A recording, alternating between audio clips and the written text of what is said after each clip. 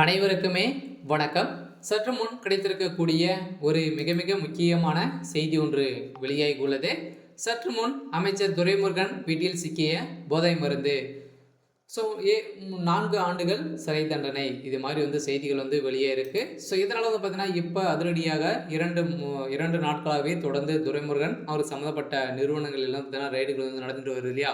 So இந்த riding அடிப்படையில் பார்த்தீங்கன்னா அவருடைய வீட்டுக்கு கடபாரை கத்தியோடு சென்று பார்த்தீங்கன்னா அவருடைய வீட்டு கதவை உடைக்கப்பட்ட சம்பவம் பெரும் அதிர்ச்சியை அளிச்சிருந்தாலும் அவருடைய வீடுகள் அனைத்துமே நிறைய வீடுகள் பார்த்தீங்கன்னா அவர் வாங்கி வச்சிருக்கும் நிலையில அந்த வீடுகளெல்லாம் சாவி இல்லை அப்படின்ற மாதிரி மழுப்பி வந்திருக்கும் நிலையில் தான் அமைச்சர் துரைமுருகன் அவருடைய வீட்டில் பார்த்தீங்கன்னா அமலாக்கத்துறை அதிரடியாக கடப்பாறையோடு கத்தியோடு சென்று அங்கே பார்த்தீங்கன்னா அவருடைய வீடு உடைக்கப்பட்ட சம்பவம், அங்கு பதற வைக்கக்கூடிய சம்பவம் தான் நடந்திருக்கு.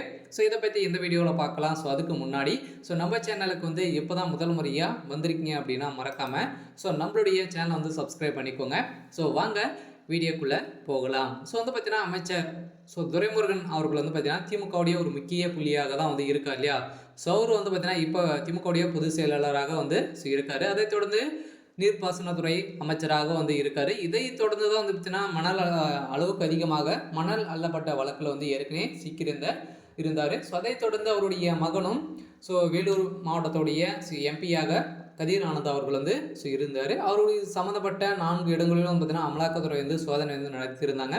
ஸோ இதை தொடர்ந்து தான் இப்போ பறக்கும் படை பார்த்தீங்கன்னா 11,000 கோடி பறிமுதல் செய்த விவகாரத்தில் வேலூர் எம்பி கதிர் ஆனந்த் வீடு பார்த்தீங்கன்னா அதிரடியாக உள்ளிட்ட 4 இடங்களில் அமலாக்கத்துறை சோதனை நடத்தியதில் எக்கச்சக்கமான டாக்குமெண்ட் சிக்கிய சம்பவத்தினால தான் இப்போ அமைச்சர் துரைமுருகன் அவர்களுடைய வீட்டிலும் ஏற்கனவே நடந்திருந்த நிலையில் மீண்டும் அவருக்கு சம்மந்தப்பட்ட ஒரு ரகசிய பங்களாவில் நடந்திருக்கும் நிலையில் தான். ஸோ அதில் பார்த்தீங்கன்னா ஆழ்துளைக்கு நேற்றில் சிக்கிய போதை மருந்து கடத்தல் பார்த்தீங்கன்னா இதுக்கு தகுந்த சீட்டுகள் பார்த்தீங்கன்னா நிறைய சிக்கியிருந்த நிலையில் தான் பார்த்தீங்கன்னா இப்போ அமைச்சர் துரைமுருகன் அவர்களுடைய அதிரடியாக கைது செய்யப்பட்டிருக்காரு. இப்போ பார்த்தீங்கன்னா திடீர்னு டெல்லி தூக்க போகிறதாகவும் இந்த ஒரு பரபரப்பான செய்தி வெளியாகி வருகின்ற நிலையில் தான் அவருடைய மகனும் அமைச்சர் துரைமுருகன் அவர்களும் பசமாக தான் சிக்கியிருக்காங்க. ஸோ அதனால் இன்றும் 3வது முறையாக அவருக்கு சம்மந்தப்பட்ட நிறுவனங்கள் பார்த்தீங்கன்னா ரைடுகள் நடக்குது. இந்த ரைடில் நிறைய டாக்குமெண்ட் ஆவணங்கள் சிக்கி இருக்கும் நிலையில் பார்த்தீங்கன்னா இந்த ஆவணங்கள் அனைத்துமே போலியாக பார்த்தீங்கன்னா அரசுக்கு கணக்கு காட்டி நிறைய ஊழல்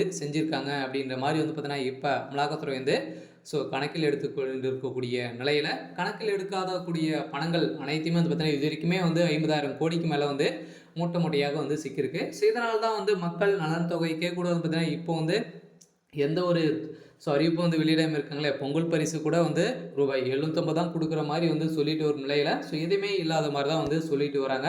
இருந்தாலும் இந்த பணங்கள் அனைத்தையுமே பார்த்தீங்கன்னா மக்கள் பணத்தை வாங்கி இவங்களே பார்த்தீங்கன்னா ஊழல் செஞ்சுட்டு வராங்க. ஸோ இதன் அடிப்படையில் என்ன நடக்க போகுது அப்படின்றத வெயிட் பண்ணி பார்க்கலாம். ஸோ இது மாதிரி செய்திகளை தெரிஞ்சுக்கணும் அப்படின்னா மறக்காமல் நம்மளுடைய சேனலை சப்ஸ்கிரைப் பண்ணிக்கோங்க. தேங்க்யூ.